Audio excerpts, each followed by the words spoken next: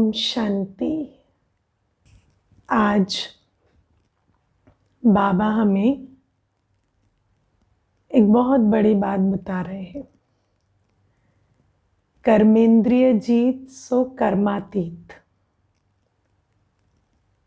वैसे इससे पहले जब भी मैंने कर्मातीत अवस्था के बारे में सुना है, समझा है, तो उसमें बहुत सारी बातें सुनी हैं, जैसे कर्मेंद्रिय जीत, माया जीत, प्रकृति जीत, विकर्मा जीत और फिर कर्मातीत। लेकिन आज बाबा कहते हैं कर्मेंद्रिय जीत सो कर्मातीत। और मैं इस बात को आज बहुत विचार कर रही थी कि कर्मेंद्रिय जीत सो कर्मातीत कैसे।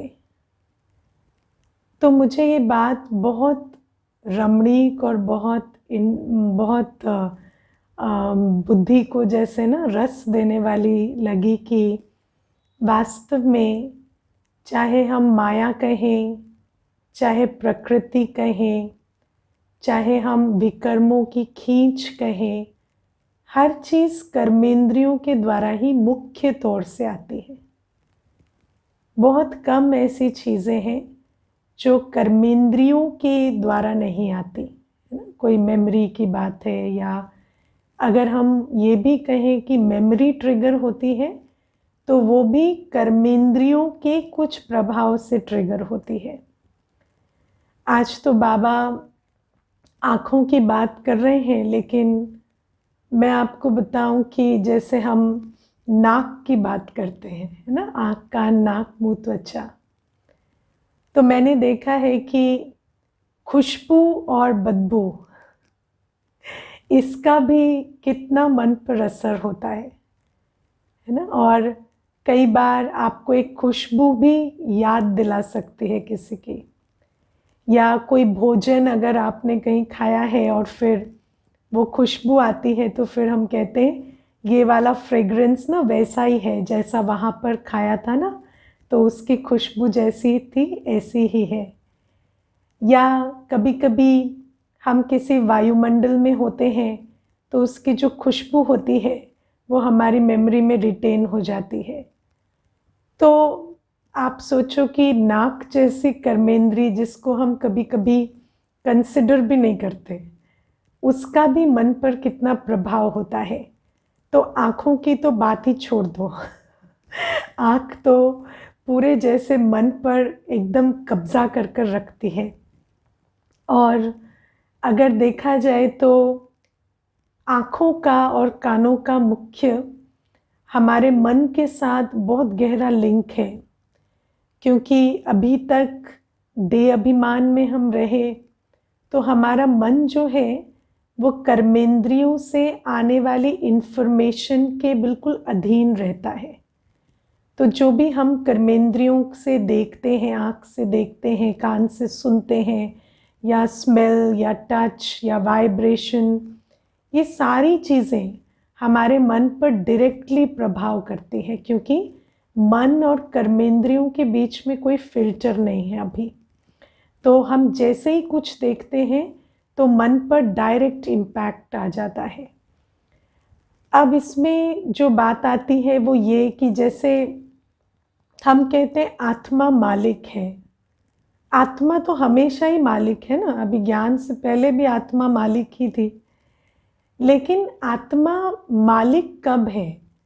जब आत्मा अपनी सीट पर है। क्योंकि जब आत्मा अपने स्वधर्म में स्थित नहीं है, जब आत्मा अपने स्वमान में नहीं है, तो वही आत्मा गुलाम बन जाती है। तो आत्मा मालिक है, सिर्फ ये कहने से नहीं होगा। आत्मा मालिक कैसे बनती है, उस प्रोसेस को हमें याद रखना है। हम अपने आप को कहें मैं आत्मा मालिक हूँ और मेरी कर्मेंद्रियाँ मेरे हिसाब से चलेंगी, और हम कहें मालिक ने ऑर्डर किया है मुंह को कि एक मन खाना खा जाओ, तो मालिक मालिक मुख के हित में फैसला नहीं कर रहा ना तो हमें ये समझना है कि मालिक तब है जब वो अपनी प्रजा का ध्यान रखे, जब अपने कर्मचारियों का ध्यान रखे। और वो शक्ति आत्मा के अंदर तभी होती है जब आत्मा स्वधर्म में है, स्वस्थिति में स्थित है। तो जब मैं आत्मा अपने स्वमान में हूँ, स्वधर्म में हूँ, ज्ञान स्वरूप हूँ, गुण स्वरूप हूँ, शक्ति स्वरूप हूँ, तभी मैं मालिक हूँ। क्योंकि मैंने एक बार पहले भी क्लास में ये बात समझाई थी कि आत्मा के अंदर ही सारे संस्कार हैं, है ना। आत्मा के अंदर ही विकारी संस्कार भी हैं और आत्मा के अंदर ही ओरिजिनल संस्कार भी हैं। प्रेम, शांति, पवित्रता के गुण भी आत्मा में है, तो काम, क्रोध, लोभ, मोह, अहंकार भी आत्मा के अंदर ही है। और ये जो मन है ये संस्कारों के प्रभाव में बहुत रहता है। तो हम अपने संस्कारों को नहीं बदल सकते, है ना। हम संस्कारों को ऐसे नहीं बदल सकते कि मुझे संस्कार बदलना है, संस्कार बदलना है। इसीलिए आप मुरली में कभी ये नहीं सुनेंगे कि बाबा आपको कहते हैं संस्कार बदलो। कहते हैं बाबा? हाँ, दुनिया में तो हम कहते हैं ना बीके संस्कार परिवर्तन के लिए है, लेकिन आपने कभी मुरली में पढ़ा है बाबा कहते संस्कार परिवर्तन करो? ऐसा बाबा कभी नहीं कहते। बाबा क्या कहते हैं? देही अभिमानी बनो। बाबा हमेशा कहते हैं देही अभिमानी बनो, मेरी याद में रहो, है ना। हमेशा मुझे याद रखो और अपने को आत्मा समझो। और आत्मा समझो मतलब अपने मूल स्वरूप में अपने आप को देखो। आत्मा में तो विकार भी है, लेकिन आत्मा समझने का अर्थ क्या है? आत्मा समझने का अर्थ है कि मैं स्वयं को अपने मूल स्वरूप में देखूं, शांत स्वरूप, पवित्र स्वरूप, ज्ञान स्वरूप में, उस स्वरूप में मैं स्थित हो जाऊं। जैसे मैं कभी कभी ये भी विचार करती हूँ, जैसे बाबा कहते हैं ना किसी को देखते हुए आत्मिक दृष्टि रखो, तो बच्चे क्या करते हैं? कहेंगे वो आत्मा है ना वो बड़ी बुरी है तो आत्मिक दृष्टि भी हो गई और कुछ परिवर्तन भी नहीं करना पड़ा। वो आत्मा है ना इतनी चिड़चिड़ा रही है कि आज पूछो मत। तो वास्तव में आत्मा देख रहे हैं, लेकिन आत्मा में क्या देख रहे हैं? तो बाबा हमें ये बात समझाते हैं कि जब बाबा कहते हैं अपने आप को आत्मा समझो और सामने वाले को आत्मा समझो, तो उसका अर्थ क्या है? उसका अर्थ ये है कि स्वयं को भी मूल संस्कारों में देखो और सामने वाले को भी उसके मूल संस्कारों में देखो। भले ही आज उसके अंदर कितने भी संस्कार हो, भले ही मेरे अंदर भी आज अर्जित संस्कार कई प्रकार के हों, लेकिन मुझे स्वयं को कैसे देखना है? अपने मूल संस्कारों में, कि मैं शांत स्वरूप, प्रेम स्वरूप, पवित्र स्वरूप, ज्ञान स्वरूप आत्मा हूँ। और बाबा कहते हैं कि जब तुम ऐसे स्वधर्म में स्थित रहते हो और बाबा की याद में रहते हो, क्योंकि जैसे कल भी बताया God is what God says, है ना। बाबा और भगवानुवाच, इसको हम सेपरेट नहीं कर सकते। जब हम बाबा को याद करेंगे तो भगवानुवाच ऑटोमेटिक याद आएंगे। बाबा की याद और ज्ञान स्वरूप अवस्था, शांत स्वरूप अवस्था अलग नहीं हो सकती। तो बाबा कोई नाम नहीं है, जैसे भक्ति में हम राम राम राम करते रहते थे, ऐसे कोई शिव बाबा नहीं है। बाबा कौन है? बाबा जो वो करता है, जो वो कहता है, वो उसके साथ है। इसीलिए बाबा कहते हैं मैं जो हूँ, जैसा हूँ, वैसे मुझे याद करो। तो जब हम बाबा की याद में हैं तो बाबा की श्रीमत भी हमें याद है, और श्रीमत बुद्धि के लिए मर्यादा की लकीर बन जाती है। और जब हम अपने स्वमान में हैं और बाबा की याद में हैं तो हमारे ओरिजिनल संस्कार एक्टिव स्वरूप में है। तो बाबा कहते हैं ऐसी स्थिति में जब हम आत्मिक स्थिति में हैं तब कर्मेंद्रियां हमारे वश होती हैं, या कर्मेंद्रियों से हम विकर्म नहीं करते। तो ये जो कर्मेंद्रियां द्वार बनती हैं माया का, जैसे आज बाबा ने एक बहुत अच्छा एग्जाम्पल दिया कि जैसे सैनिक होते हैं, है ना, तो कई सैनिक अपनी ही सेना को धोखा दे देते हैं, दूसरे की तरफ से काम करते हैं। तो ऐसे ही बाबा हमें कहते हैं कि ये जो कर्मेंद्रियां हैं ये हैं तुम्हारी, लेकिन ये दुश्मन की तरफ से खेल खेलती हैं तो ये माया की तरफ से काम करती हैं। तो इन कर्मेंद्रियों को तुम शासन कब करोगे? जब तुम स्वराज अधिकारी बनकर बैठोगे, मतलब तुम जब अपने स्वमान में और बाबा की याद की शक्तिशाली ज्ञान स्वरूप अवस्था में हो, तब तुम्हारे मन बुद्धि संस्कार और तुम्हारी कर्मेंद्रियां दोनों ही तुम्हारे नियंत्रण में कार्य करेंगी। अब हम थोड़ा सा इस पर भी बात करेंगे कि आँखों के बारे में बाबा ने आज इतना कहा है, तो आँखें कैसे कैसे धोखा देती हैं। तो जैसे बाबा ने आज अंडरलाइन कराया कि आँखें देखती हैं स्त्री या पुरुष को, तो फिर वो देह अभिमान में आती है और काम विकार की खींच होती है। अब सबसे बड़ी बात है, बाबा ने जो इसका सल्यूशन बताया, तो बाबा ने इसका बहुत क्लियर कट आज मुरली में सल्यूशन दिया कि बुद्धि से ये समझना है कि हम ब्रह्मा कुमार कुमारियाँ भाई बहन हैं। तो बाबा कहते हैं कि जब आत्मा अपनी अवेयरनेस में है, अपनी स्वस्थिति में है, तो बुद्धि जो है वो निर्णय ठीक लेगी, है ना। बुद्धि के अंदर ये बात फीड है कि ये जो सामने खड़े हैं ये हमारे भाई या बहन हैं। और देखो सबसे बड़ी बात है, बुद्धि तो हमेशा काम कर रही है, लेकिन जब हम देह अभिमान में होते हैं तब बुद्धि डिफरेंटली काम करती है, और जब हम देही अभिमानी स्वरूप में होते हैं तो बुद्धि डिफरेंटली काम करती है। जैसे आप देखो दुनिया में भी तो भले ही हम सबको भाई बहन नहीं समझते, लेकिन दुनिया में भी हमें ये परख होती है कि इसके टाइम पे काम विकार परमिसिबल है, इनके टाइम पे परमिसिबल नहीं है ना।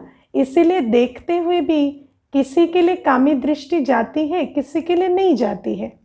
तो बाबा कहते हैं जैसे अभी तुम्हारी बुद्धि देह अभिमान के प्रभाव में ये परखना और निर्णय करना करती है, ऐसे ही जब तुम देही अभिमानी होते हो और भगवानुवाच तुम्हें याद रहते हैं, तो तुम्हारी बुद्धि उस आधार से ये समझती है मैं पवित्र आत्मा हूँ, मुझे काम विकार कहीं भी अलाउड नहीं है। तो ये जो फर्क है, वास्तव में बुद्धि हर जगह काम करती है। आप क्रोध के लिए ले लो, ऐसा तो नहीं है कि आप क्रोध किसी पर भी कर देते हो। आपको बहुत अच्छे से पता है कि आपके बॉस के ऊपर आपको क्रोध नहीं करना है ना। तो जैसे ही बॉस याद आएगा तो क्रोध पीछे चला जाएगा और बहुत अच्छी स्माइल भी ऊपर आ जाएगी, क्योंकि आपको पता है कि यहाँ क्रोध करने से क्या होगा। तो बुद्धि कितनी बड़ी चीज़ है। बुद्धि में जब फीड कोई चीज़ हो जाती है तो फिर उस आधार से हमें समझ आ जाता है इस पर क्रोध करना, इस पर नहीं करना है। वहीं पर आप किसी कमज़ोर को देखेंगे तो फट से क्रोध करेंगे। तो बाबा कहते देह अभिमान की फीडिंग कैसी है। और फिर जब हमारी बुद्धि में ये फिट हो जाता है कि हम आत्मा हैं, क्रोध करने से मेरा संस्कार बिगड़ता है ना। क्रोध करने से मेरा संस्कार बिगड़ता है, मेरा बीपी बढ़ता है। मैं कई बार जब मैं शुरू में ज्ञान में आई, तो मुझे याद है कि मुझे पहली बार ये इन्फॉर्मेशन दी गई ब्रह्मा कुमारीज में कि क्रोध से नुकसान होता है ना। तो हमें पहले पता ही नहीं था कि क्रोध करने से कोई नुकसान होता है। तो एक बार ऐसे ही ऑफिस में एक सिचुएशन थी जहाँ कोई किसी पे क्रोध कर रहा था, तो दूसरा व्यक्ति कहता है तुम उस पर इतना गुस्सा मत करो, गुस्सा करने का कोई फ़ायदा नहीं होता।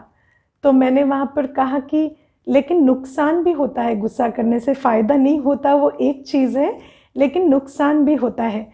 तो वो सब मुझे ऐसे देखने लगे कि नुकसान क्या हो जाता है, ये तो हम इसे चुप करने के लिए कह रहे थे तो फिर वहाँ पर वो बात हुई कि कैसे एक बार क्रोध करने से बीपी बढ़ता है, जो 8 घंटे तक शांत नहीं होता। तो बाबा हमें ये बातें बताते हैं और फिर बाबा हमें ये भी बताते हैं, बाबा ने हमें एक बहुत बड़ी बात क्रोध के प्रति बताई है कि जब आप किसी पर क्रोध करते हैं तो वो आत्मा आपके उस क्रोध का चित्र 6 महीने तक नहीं भूल सकती। 6 महीने तक उसकी स्मृति में आपका वो क्रोध का दृश्य रहता है। और फिर अगर आप उस आत्मा के साथ प्रेम का संबंध चाहते हैं, वो कभी भी नहीं बन सकता, क्योंकि उस 6 महीने में फिर आप 6 बार क्रोध करते हैं। तो इसलिए हमारे जो संबंध है वो ऐसे टूटते चले जा रहे हैं। तो बाबा हमें कहते हैं, जब तुम ये ज्ञान को बुद्धि में रखते हो और देही अभिमानी होते हो। अब देही अभिमानी होना यहाँ क्यों इम्पोर्टेंट है? क्योंकि जब हम देह अभिमान में हैं तो हमारी ईगो हमारे से ज़्यादा इम्पोर्टेंट हो जाती है ना। जैसे हर एक को पता है कि अगर हम ब्राह्मणों की बात करें तो हमें ये इन्फॉर्मेशन मिल गई कि क्रोध करने से हमारा बीपी बढ़ेगा, हमारे संस्कार खराब होंगे। लेकिन उसके बाद भी जब चॉइस लेने की बात आती है तो पीछे क्यों हट जाते हैं, क्यों क्रोध करते हैं? क्योंकि we love our ego more than we love our self. और इसीलिए देही अभिमानी अवस्था, जिसमें हमें समझ आता है कि ये जो ईगो है, जो हमें हार जीत, मान अपमान, हानि लाभ, जय पराजय के चक्कर में लाती है, इस ईगो से ज़्यादा इम्पोर्टेंट है मेरा कर्म और मेरा संस्कार। और ये जो देही अभिमानी अवस्था है, जिसमें हम अपने को आत्मिक स्मृति में रखकर आत्मा का गेन या लॉस देख रहे हैं, ईगो का गेन या लॉस नहीं देख रहे वहाँ पर, है ना, अपनी छवि का गेन और लॉस नहीं देख रहे। तो इसीलिए ये जो सारी कर्मेंद्रिय जीत बनने की बात है, इसमें सबसे इम्पोर्टेंट फैक्टर हमारी देही अभिमानी स्थिति है। और फिर हमारी बुद्धि श्रीमत के पट्टे पर हो, ये बहुत ज़रूरी है। जब हम बुद्धि को श्रीमत के पट्टे पर रखते हैं, वो भी पॉसिबल कब होगा? जब हम देही अभिमानी हैं, क्योंकि वरना बुद्धि परखेगी, निर्णय करेगी, लेकिन देह अभिमान के आधार से ईगो इन्फ्लुएंस में वो सही निर्णय नहीं करेगी। तो बाबा हमें कहते हैं, जब तुम ऐसी अवस्था में हो तो यही कर्मेंद्रियां देखेंगी, लेकिन जिस बुद्धि के आधार से परख, निर्णय शक्ति और कर्म होता है, वो बुद्धि जब श्रीमत के पट्टे पर है तो परखना, निर्णय करना और कर्म करना बहुत डिफरेंट होगा। जैसे आज क्रोध के लिए समझाया।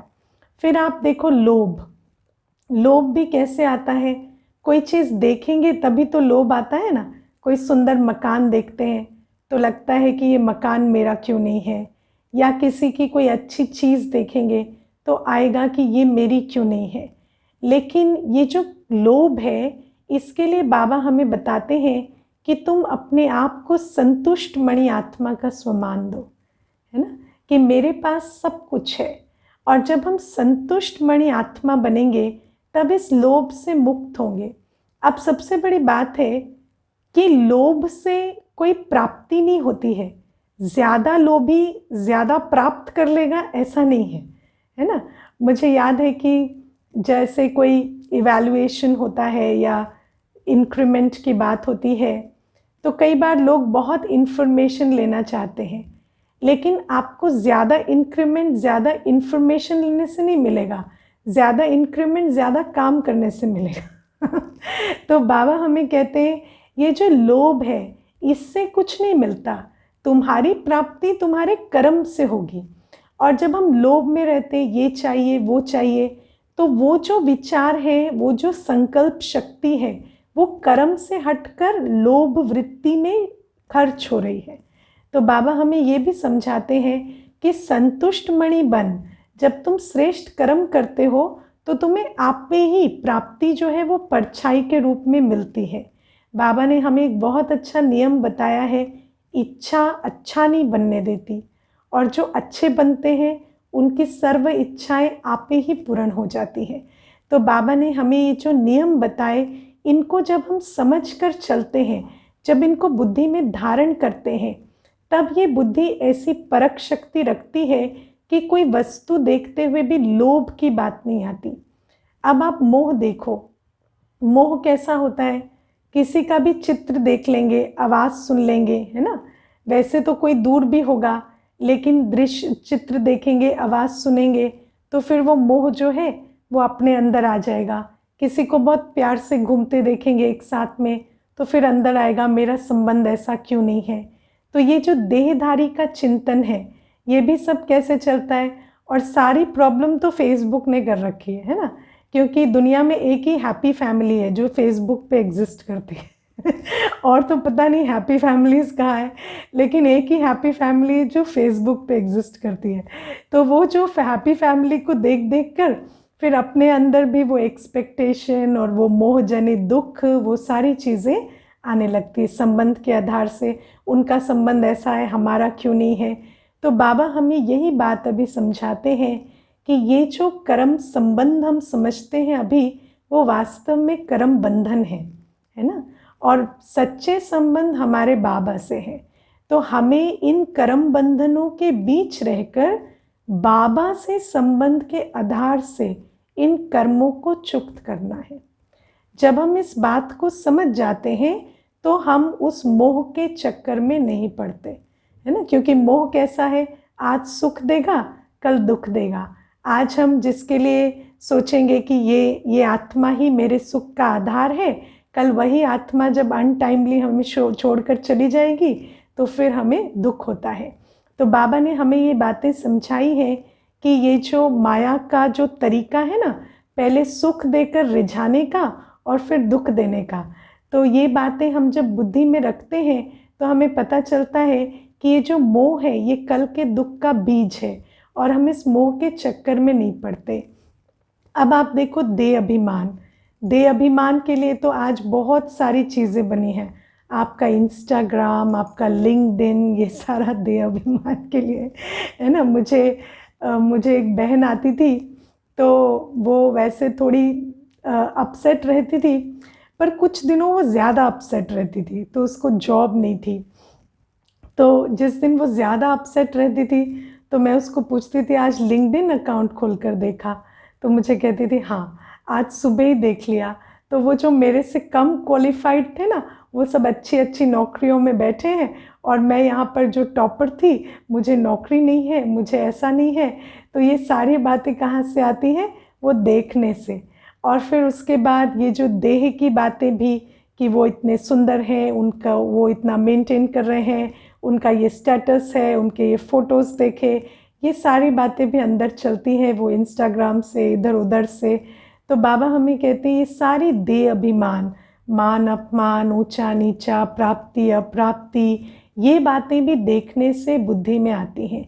और बाबा इसके लिए भी हमें क्या कहते हैं कि हमारे जैसा भाग्य दुनिया में किसी का भी नहीं है ना। इसीलिए दुनिया में किसी को भी कोई भी प्राप्ति हो, लेकिन हमारे जैसी प्राप्ति दुनिया में किसी को भी नहीं है, क्योंकि किसी की भी प्राप्ति विनाशी प्राप्ति है और हमारी प्राप्ति अविनाशी प्राप्ति है।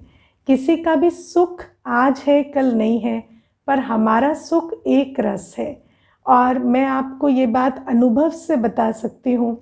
मैं बाबा की बच्ची के रूप में मैंने ये अनुभव किया कि दुनिया में मैंने बहुत सारी चीज़ें देखी, लेकिन मुझे बाद में यही समझ में आया कि जितनी भी प्राप्ति, जितना भी कंपैरिजन दुनिया में होता है, आफ्टर 10 इयर्स, 20 इयर्स, 30 इयर्स आप ये रियलाइज़ करते हैं कि आपसे ज़्यादा भाग्यवान कोई भी नहीं है ना। आपके पास जो सुख है, चाहे वो प्रभु प्रेम का सुख है, चाहे बाबा के साथ संबंध का सुख है, चाहे ज्ञान रत्नों से भरने का सुख है, चाहे गुणों से सजने का सुख है, चाहे ईश्वरीय संबंध में प्रेम रस पाने का सुख है, ये कोई भी सुख दुनिया में किसी को भी नहीं है। तो बाबा हमें कहते हैं जब तुम इन बातों को, बाबा से प्राप्त हुए खजानों को अपनी बुद्धि में रखोगे तो तुम ये बातें देखते हुए भी तुम्हारे अंदर ये संकल्प नहीं चलेंगे। और बाबा हमें आज जीभ के बारे में भी बहुत सारी बातें बताते हैं। और बाबा कहते हैं कि कोई चीज़ देखते हैं तो जीभ के अंदर ये आता है कि ये खाएं, ये चुराएं। अब आप एक छोटी सी बात देखो, हम लोग जब ट्रेनिंग करते थे ना, तो हमें एक दीदी बताते थे, बड़ी दीदी, कि जब आप अभी ब्राह्मण बनने के बाद पानी पूरी देखते हो ना सड़क पर, ठेलों पर, तो पानी पूरी देखा या गोबर देखा, उसमें आपको फ़र्क नहीं आना चाहिए। तो हम लोग उस एग्जाम्पल को सुनकर बहुत हंसते थे कि ये क्यों कहती है दीदी। तो एक बार मैंने उनको पूछा, वो 2 बार ये बात बोल चुकी थी, तो मैंने उनको पूछा, ये बात क्यों कहते हो आप कि पानी पूरी देखा या गोबर देखा? तो हमें दीदी कहते हैं क्योंकि दोनों अखाद्य हैं, है ना। जो आपके लिए अखाद्य है वो एक ही कैटेगरी में, चाहे वो गोबर है चाहे पानी पूरी है। तो हमारी बुद्धि डिसर्न करती है ना, परखती है, ये खाद्य है ये अखाद्य है। तो बाबा कहते हैं तुम्हारी बुद्धि में ये बात फिट हो जानी चाहिए कि जो बाबा की श्रीमत के हिसाब से नहीं है वो अखाद्य है। और फिर क्या होगा, ऐसी बुद्धि जब परखेगी और निर्णय करेगी तो उसको ये क्लैरिटी होगी कि ये चीज़ के लिए मेरे को संकल्प चलना चाहिए, ये नहीं चलना चाहिए, है ना। और दूसरी बात बाबा कहते हैं आसक्ति की। तो हमें ये भी मर्यादा बाबा ने दी है कि हम जब भी भोजन करें तो उसके लिए हमारा एटीट्यूड क्या होना चाहिए, ये भोग है। और आपको हम हर एक ये प्रैक्टिस जानते हैं, जब हम भोग स्वीकार करते हैं दुनिया में ना, भोग कैसे स्वीकार किया जाता है? भोग ऐसे ना थाली भर भर के नहीं खाया जाता है ना, भोग को बड़े नियम से, मर्यादा से खाया जाता है। तो बाबा कहते हैं जब तुम्हारी वृत्ति भोजन के प्रति भोग की हो जाएगी तो तुम उसकी क्वालिटी, उसके खाने के रस को नहीं, उसकी भासना को अनुभव करोगे। और बाबा कहते हैं उस भावना में तुम्हें खाना है कि ये बाबा का भोग है, इस बात से नहीं खाना है कि इसका स्वाद बहुत अच्छा है। तो बाबा ने हमें ये जो मर्यादाएं दी हैं, इससे हम इन बातों से भी बच जाते हैं। इसीलिए ये जो स्वराज अधिकारी बनना, यानी स्वधर्म में स्थित होना और श्रीमत की मर्यादा के अंदर बुद्धि को रखना, ये सबसे इम्पोर्टेंट है। और आज बाबा ने जो ये अंडरलाइन कराया है कि अगर हम कोई चीज़ छुपा कर खाते हैं, दुनिया में इसको शेम ईटिंग भी कहते हैं, कुछ लोगों को जब ज़्यादा खाने की आदत होती है या कुछ होता है तो वो छुपा कर भी खाते हैं। तो बाबा ने हमें ये भी बताया कि ऐसे संस्कार बनता है, कक्का चोर सो लक्का चोर। और चोरी एक संस्कार है, अगर हम उस चोरी को कहीं पर भी एनकरेज करेंगे तो ये बात हम कहीं पर और भी अप्लाई करेंगे। जैसे आज भोजन अगर छुपा कर खाएंगे तो कल हम पैसे भी चुराएंगे। मैं आपको एक बहुत छोटी सी इसमें बात बताती हूँ। जैसे सहन करना एक शक्ति है, उसका ऑपोजिट क्या है, इनटॉलरेंस, है ना। अब आप देखो दुनिया में ना सहने की बहुत सारी बातें आती हैं, जैसे कि हम गर्मी नहीं सहते, या हम बहुत ठंड नहीं सहेंगे, या हम कोई बात नहीं सहेंगे, या छोटे छोटे बच्चे होते हैं कहेंगे ये नहीं बना है तो हम खाना नहीं खाएंगे। तो एडजस्ट ना करना, टॉलरेट ना करना, ये छोटे छोटे संस्कार होते हैं। जब हम छोटे होते हैं ना तो हमें पता नहीं चलता कि ये संस्कार है ना। जैसे ही बच्चा किसी चीज़ की ज़िद करता है तो हम उस ज़िद को पूरी कर देते हैं। क्यों करते हैं पता है ना? क्योंकि माता पिता के अंदर गिल्ट है बहुत सारा, तो उस गिल्ट के कारण, है ना, बहुत सारा गिल्ट है हमारे अंदर। तो हमारे अंदर गिल्ट है, हमारे अंदर हमारी अपनी अनफुलफिल्ड डिज़ायर्स हैं कि हमें बचपन में ये नहीं मिला, वो नहीं मिला। हमारे अंदर बहुत सारी ऐसी डिसफंक्शनल इमोशंस हैं जिसके कारण हम फिर बच्चों को क्या करते हैं, वो जो भी मांगेंगे हम उनको देते जाते हैं। लेकिन ये जो कर्म होता है, धीरे धीरे इसका संस्कार क्या बनता है कि बच्चा बिल्कुल कुछ भी टॉलरेट या एडजस्ट करने का संस्कार नहीं रखता, और फिर इसीलिए आगे जाकर वो ऑफिस में, दुनिया में, मैरिड लाइफ में, किसी भी चीज़ में एडजस्ट नहीं कर पाता। और फिर हम कहते हैं कि यहाँ ये एडजस्टमेंट क्यों नहीं हो रहा। लेकिन हर चीज़ एक संस्कार बनती है, और संस्कार हमेशा छोटे रूप में शुरू होता है।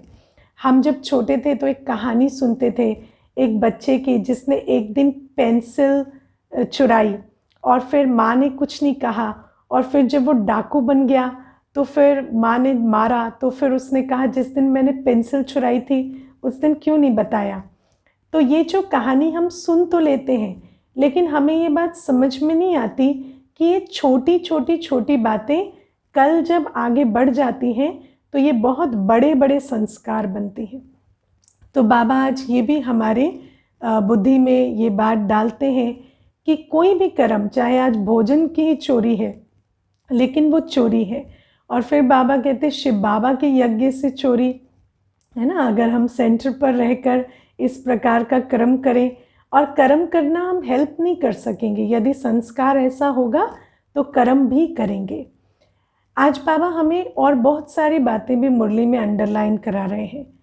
पहली बात जो बाबा आज हमें बहुत अंडरलाइन करा रहे हैं वो ये कि दुनिया में इस तरह की कर्मेंद्रियों की ट्रेनिंग या चेकिंग पहले हमने कभी नहीं सुनी होगी, है ना।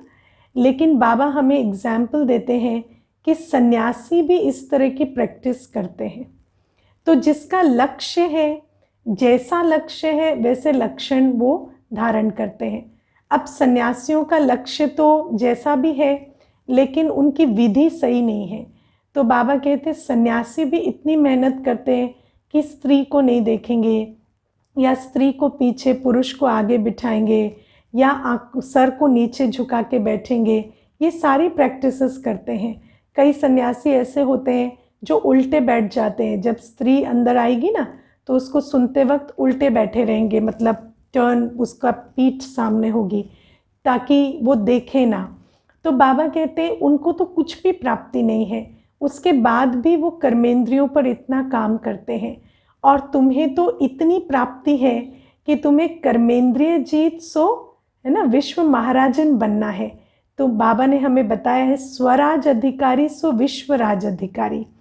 तो जब तुम्हें विश्व राज अधिकारी बनने का अवसर इस अभ्यास से मिलता है तो तुम्हें उस पर कितना ध्यान देना चाहिए। ये बात आज कर्मेंद्रियों पर विजय पाने की नहीं है, इसका असर हमारे फ्यूचर के भाग्य पर पड़ रहा है। इस बात को हमें कभी नहीं भूलना है, क्योंकि जब तक हमारा लक्ष्य सामने नहीं होगा तो लक्षण नहीं आएंगे। मैं पहले सोचती थी कि ये जो बाबा हमें इतनी सारी चीज़ें सिखाता है ऐसे ही कराता रहता है, पता नहीं इसकी इतनी ज़रूरत भी क्या है। लेकिन अभी हम धीरे धीरे समझ रहे हैं कि पवित्रता की, क्रोध मुक्त अवस्था की, भय मुक्त अवस्था की कितनी, आज जब परिस्थितियां आ रही हैं, वो पेपर आ रहे हैं, तो पता लगता है इसकी कितनी वैल्यू है और इससे हमारा स्पिरिचुअल इंडेक्स कितना ऊपर जाता है। तो बाबा हमें बताते हैं कि तुम अभी शायद रियलाइज़ नहीं करते, लेकिन कर्मेंद्रिय जीत के आधार से ही तुम विश्व महाराजन बनोगे। तो इसको हमें कभी भूलना नहीं है। और बाबा आज हमें और एक जो बात बहुत बार अंडरलाइन करा रहे हैं वो ये कि दुनिया में हर एक को बाबा के आने का संदेश और बाबा का संदेश मिल जाना चाहिए। तो बाबा हमें कहते कोई भी ऐसा ना हो जो उल्लेखना दे कि बाबा आया और हमें बताया नहीं। मैं आपको इसमें एक बात बताती हूँ। वैसे तो हमें लगता है कि कौन उल्लेखना देगा, वैसे तो सुनते नहीं हैं, फिर कौन उल्लेखना देगा। लेकिन मैं आपको इसकी एक अनुभव की बात बताती हूँ। एक तो निजी अनुभव, एक दादी का अनुभव। प्रकाशमणि दादी जी जब विदेश सेवा में गए तो जब जापान के जो बहुत सारे डिग्निटरी थे, जब ईश्वरीय सेवा, ईश्वर के आने का संदेश दिया कि शिव बाबा धरा पर आ गए हैं, तो आपको पता है कि उन्होंने वहाँ पर कहा कि जब 1936 से वो आ गए तो आप आज हमें क्यों बता रहे हैं, क्योंकि ये 70s की बात है जब ये संदेश मिला। और दादी अपने अनुभव में ये बात सुनाती थी कि बाबा हमें हमेशा कहता है कि लोग उल्लेखना देंगे, लेकिन हम सोचते क्या ही उल्लेखना देंगे। लेकिन ये एक एग्जाम्पल मेरे सामने आया। मैं आपको दो और एग्जाम्पल देती हूँ। एक बार एक भाई आया, कुमार था, तो उसको मैंने कोर्स कराया और फिर उसको कहा कि आपको जो भी मिले ना उसको आप ईश्वरीय सेवा का संदेश देना, है ना। जैसे कोर्स के बाद क्लास होने लगी तो बताया, तो वो मुझे क्या कहता है, दीदी लेकिन सब बीके ऐसा नहीं करते हैं। तो मैंने कहा क्यों? तो कहता है मैं जब ट्रेन से आ रहा था ना दिल्ली, तो एक बहुत सारे वाइट ड्रेस में बैठे थे मेरे सामने, उन्होंने मुझे नहीं बताया था कि भगवान आ गया है, तो ऐसा सब लोग नहीं करते हैं। तो मैंने उसको कहा हाँ, तो देखो आज जैसे आप उनको याद करके कह रहे हो ना, कल आपको भी कोई याद करके कहेगा। यदि आप भी ये कर्म नहीं करोगे तो आप देखो उलहना कितनी आसानी से मिलता है। और हम रोज़मर्रा की जीवन में भी देखते हैं, किसी को कोई रोज़ बात कहो नहीं करेंगे, लेकिन जब नुकसान में पड़ जाएंगे तो कहेंगे आपने बताया नहीं। आप कहेंगे कि भाई ना 10 बार बताया तो था, लेकिन उस बात को उस समय रिकग्नाइज नहीं करेंगे। तो बाबा ये बात हमें कहते हैं। एक मैं आपको और इसमें अनुभव बताती हूँ। एक भाई था यहीं दिल्ली में, उसने सुसाइड कर दिया छत से कूदकर। तो उसका जो फ्रेंड था वो बीके था, बहुत अच्छा फ्रेंड था उसका, बगल में रहता था। तो जब उसने सुसाइड कर दिया, उसकी जो वाइफ थी युगल, वो सीधा गई इस बीके के पास और इसका कॉलर पकड़ी और बोली उसको अभी तक आपने समझाया क्यों नहीं, उसकी ये हालत क्यों होने दी कि वो सुसाइड कर दिया, आप तो बीके हो ना, आपको उसको समझाना चाहिए था। और वो भाई इतना शॉक्ड हो गया कि वो सेंटर पर आया और बाबा कमरे में बैठ गया और मुझे कहता है दीदी क्या सचमुच उसकी हत्या का बोझ मेरे पर है? तो मैंने कहा नहीं नहीं, ये तो ड्रामा की बात है, लेकिन ये बातें हमें शिक्षा देती हैं कि जब अंत का समय आएगा तो जिनको भी हमने परिचय नहीं दिया है वो कल हमें उलहना ज़रूर देंगे। इसीलिए बाबा की ये बात हमें याद रखना है। हर महीने कोर्स हो रहे हैं, हर एक को संदेश देना है कि वो भी अपना भाग्य बनाए, बाबा से वर्षा लें। तो कर्मेंद्रिय जीत बनना है और सेवाधारी बनना है। ओके, तो ऑल राइट, ओम शांति।